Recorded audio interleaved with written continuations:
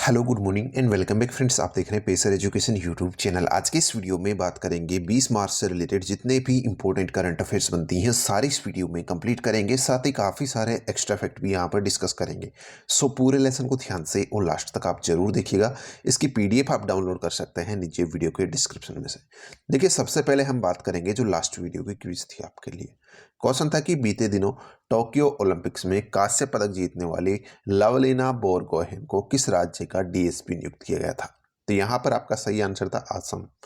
असम में जो है इनको यहाँ पर डीएसपी की नियुक्ति दी गई थी। यहाँ पर क्वेश्चन ऐसे भी बन सकता है कि बीते दिनों टोक्यो ओलंपिक्स में निम्न में से किसने कांस्य पदक जीता था। ऑप्शन में अगर आपको लवलीना बोरगोहेन भी मिलता है तो आपका ऑप्शन यहाँ पर सही हो जाएगा, लवलीना बोरगोहेन। ठीक है, चलिए अब बात करते हैं यहाँ पर आज की करंट अफेयर्स की। देखिएगा, पहला अपडेट आपके सामने है। हाल ही में किसने यूक्रेन को $800 मिलियन की सैन्य सहायता दी है, जिसमें 9000 एंटी टैंक हथियार, कामिकेज जिनको आत्मघाती ड्रोन कहा जाता है, इसके साथ साथ 100 सामरिक ड्रोन शामिल है इसमें। ये यहाँ पर आपसे पूछा गया है। तो ये जो सहायता दी गई है ये आपकी अमेरिका के द्वारा दी गई है। अमेरिका ने हाल ही में घोषणा की थी, जो बैठक हुई थी उसमें, कि यहाँ पर जो है वो यूक्रेन को रूस के अटैक से बचाने के लिए जो है या फिर यूक्रेन की सहायता के लिए जो है $800 मिलियन की ये सैन्य सहायता उपलब्ध करा रहा है, जिसमें ये यहाँ पर कुछ एंटी टैंक हथियार शामिल है, कुछ ड्रोन्स वगैरह इसमें शामिल है, कुछ यहाँ पर एंटी टैंक गाइडेड मिसाइल्स भी इसमें शामिल है। ठीक है, तो ये आपको ध्यान रखना है। अमेरिका आपका करेक्ट आंसर होगा। फिर देखिएगा, नेक्स्ट अपडेट है यहाँ पर। संयुक्त राष्ट्र सतत विकास समाधान नेटवर्क द्वारा प्रकाशित वैश्विक खुशहाली रिपोर्ट 2022 पर विचार कीजिए।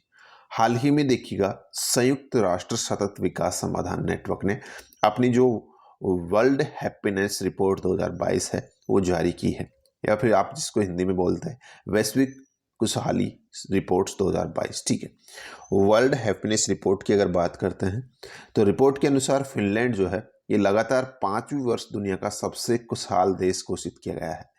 बिल्कुल सही है, फिनलैंड लगातार 5वीं बार जो है शीर्ष पर रहा है, इस रैंकिंग में पहले स्थान पर रहा है, और 5वीं बार जो है ये दुनिया का सबसे हैप्पी कंट्री घोषित किया गया है। सेकंड देखिएगा, अफगानिस्तान को सबसे दुखी राष्ट्र के रूप में स्थान दिया गया है। तो यहाँ पर सबसे लास्ट में जो स्थान मिला है वो अफगानिस्तान को मिला है, और अफगानिस्तान सबसे दुखी राष्ट्र है इस रिपोर्ट के अनुसार। नेक्स्ट यहाँ पर देखिएगा, इस वर्ष भारत जो है 136वें स्थान पर पहुंच गया है। तो भारत जो है इस बार भारत को रैंकिंग मिली है 136। ठीक है, तीनों ऑप्शन आपके सही है, करेक्ट आंसर होगा उपरोक्त सभी सही है। थोड़ा डिटेल्स में और बात कर ले इस रैंकिंग के बारे में। सबसे पहले तो मैंने आपको यहाँ पर देखिएगा वर्ल्ड हैप्पीनेस रिपोर्ट के बारे में, यहाँ पर टॉप पे जो कंट्री है उसके बारे में बताया था कि फिनलैंड लगातार जो है 5वीं बार इसमें टॉप पर रहा है।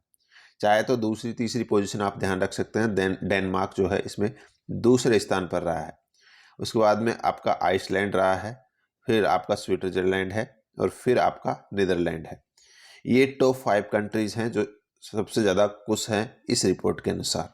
ठीक है, वहीं भारत के पड़ोसी देशों की बात करते हैं तो भारत के पड़ोसी देशों में नेपाल देखिएगा 84वें स्थान पर रहा है, उसके बाद में बांग्लादेश यहाँ पर 94वें स्थान पर, पाकिस्तान आपका 121वें स्थान पर, श्रीलंका रहा है 127वें स्थान पर, और यहाँ पर भारत रहा है 136वें स्थान पर। तो भारत की स्थिति अपने पड़ोसी देशों की कंपैरिजन में खराब है। ठीक है, यहाँ तक कि पाकिस्तान से देखिए तो पाकिस्तान से भी खराब है भारत की स्थिति हैप्पीनेस के मामले में। तो ये पड़ोसी देशों की रैंकिंग भी आप चाहे तो ध्यान रख सकते हैं।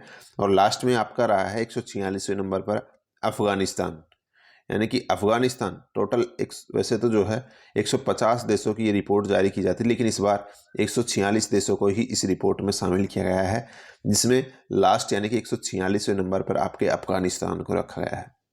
ठीक है, यहाँ पर देखिएगा कुश्ती में सबसे ज़्यादा ग्रोथ देखी गई है, वो देखी गई है सर्बिया, बुल्गारिया और रोमानिया में, यानी कि जो वृद्धि हुई है कुश्ती के अंदर, हैप्पी के अंदर, वो बुल्गारिया में हुई है सबसे ज़्यादा, सर्बिया में हुई है और रोमानिया में हुई है। ठीक है, उसके बाद में देखिएगा भारत की अगर मैंने बात की है, भारत को मैंने बताया कि भारत जो है 136वें स्थान पर है। इससे पहले 2020 की जो 21 की रिपोर्ट जारी की गई थी उसमें भारत 139वें स्थान पर था।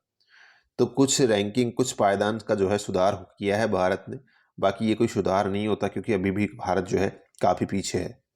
फिर देखिएगा अगला अपडेट है किस राज्य के फरीदाबाद शहर में 19 मार्च 2022 से 35वें सूरजकुंड अंतर्राष्ट्रीय शिल्प मेले का आयोजन शुरू किया गया है? तो ये आपका हरियाणा में हुआ है। हरियाणा राज्य का जो फरीदाबाद शहर है वहीं पर 19 मार्च से ये 35वां सूरजकुंड अंतर्राष्ट्रीय शिल्प मेला आयोजित किया जा रहा है।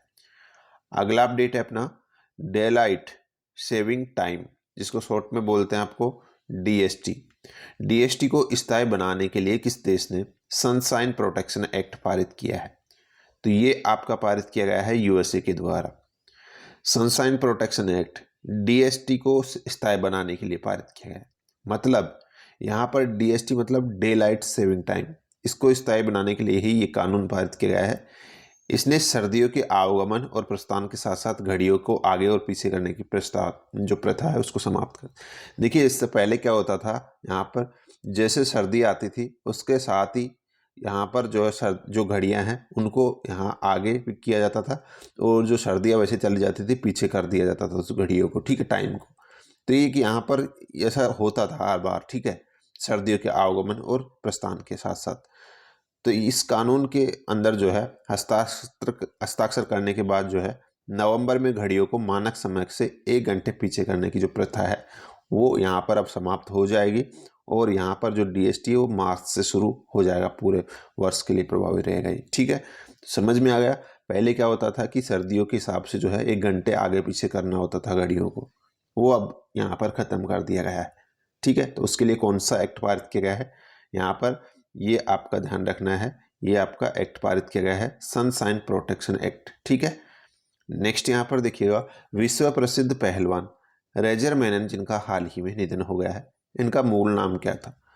फोटो में अगर आप WWE देखते हैं, थोड़ा सा इंटरेस्ट रखते हैं तो फोटो से आप इसको अच्छे से पहचानते होंगे। ये है स्टॉक हॉल। कौन है? स्टॉक हॉल है जो कि एक प्रसिद्ध अमेरिकन पहलवान है, ठीक है, WWE के रेसलर हैं जिनका हाल ही में हार्ट अटैक की वजह से लगभग 62 वर्ष की उम्र में निधन हो गया है। नेक्स्ट देखिएगा भारतीय सेना ने दिवंगत chief of defence staff general Vipin Rawat की स्मृति में चेयर ऑफ एक्सीलेंस की स्थापना कहाँ की है? तो ये चेयर ऑफ एक्सीलेंस जो है इसकी स्थापना की गई है United service institution of India. कहाँ पर? United service institution of India के अंदर। नेक्स्ट है अंतर्राष्ट्रीय भूवैज्ञानिक कांग्रेस का जो 36वां संस्करण है वो किस शहर में आयोजित किया जा रहा है? ये आपका नई दिल्ली के अंदर ही आयोजित किया जा रहा है, इतना आपको ध्यान में रखना है। फिर देखिएगा मूडीज की जो कैलेंडर ईयर 2022 की जो यहाँ पर भारत के 22 के लिए जो भारत के सकल घरेलू उत्पाद का जो अनुमान है वो घटाकर कितना प्रतिशत कर दिया है? यहाँ पे थोड़ा करेक्शन कर दीजिएगा, कर दिया है, ठीक है। तो यहाँ पर देखिएगा मूडीज ने जो कैलेंडर ईयर CY22, ठीक है, कैलेंडर ईयर 2022 के लिए जो भारत का सकल घरेलू उत्पाद है उसके अनुमान को घटाकर अब कर दिया है 9.1%। कितना कर दिया है? 9.1% कर दिया है। पहले जो है मूडीज के अनुसार इसकी जो यहाँ पर अनुमान बताया गया था भारत की जीडीपी का, वो बताया गया था 9.5%, जिसको घटाकर कितना कर दिया है? 9.1% कर दिया है 40 अंकों के आधार, 40 आधार अंकों से घटाकर, ठीक है। अगर यहाँ पर मूडीज की और थोड़ा सा डिटेल्स में बात करें तो जो मूडीज है उन्होंने घोषणा की है कैलेंडर ईयर 2023 के लिए जो भारत की जीडीपी वृद्धि दर रहेगी वो 5.4% रहेगी। तो ये भी आप ध्यान रख लीजिए। अगला अपडेट है निम्न में से कौन सा दिवस हर साल 18 मार्च को मनाया जाता है? 18 मार्च को आपका आयुध निर्माण दिवस भी मनाया जाता है, वैश्विक पुनर्चक्रण दिवस मनाया जाता है और विश्व स्लिप डे या फिर विश्व नींद दिवस आप कह सकते हो, ये मनाया जाता है। तीनों के तीनों दिवस जो है आपके 18 मार्च को मनाए जाते हैं। तो करेक्ट आंसर होगा उपरोक्त सभी सही है या तीनों जो है मनाए जाते हैं। अगला अपडेट है 19 मार्च 2022 को किस संगठन का 83वां स्थापना दिवस मनाया जा रहा है? तो करेक्ट आंसर होगा आपका CRPF।